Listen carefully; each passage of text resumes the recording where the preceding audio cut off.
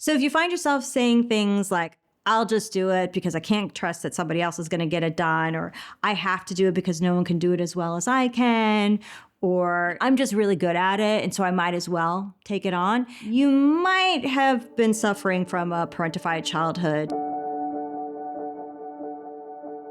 Parentification is a common dynamic that I see, and quite frankly, something I personally had to learn to unwire in my own childhood, and that is where a child is given way too much responsibility as a child, rather than being allowed to just sort of be a kid and play and grow and learn and become a little more self-aware and develop. Parentification is where you take on a much larger sense of responsibility in your family system.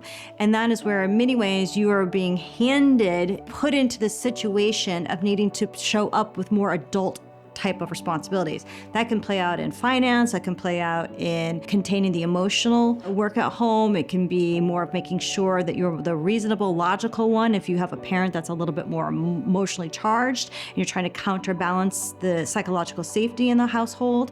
So many ways you can be sort of thrust into this parentified experience. The interesting thing about parentification is that when you are a parentified child, sometimes that can play out and work for you as an adult. A lot of people who have been parentified are excellent workers. They are people who can hold a lot of responsibility and find their value through being the responsible one, the one who can lead. It's a common dynamic that I see. It can be good for them, the other partner or the workplace environment, but it can be bad for you. So that's why I often say to my clients, just because you can doesn't mean you should. Parentification can, most importantly, leave you feeling resentful or tired, or can ultimately also be part of a burnout situation. If you've been so responsible your whole life and haven't been able to just lean back and allow others to learn and have their journey, and including fail sometimes, they need to figure these things out and teach them how to fish rather than doing the fishing for them. And that's one of the things that I think most people need to understand about parentification, is that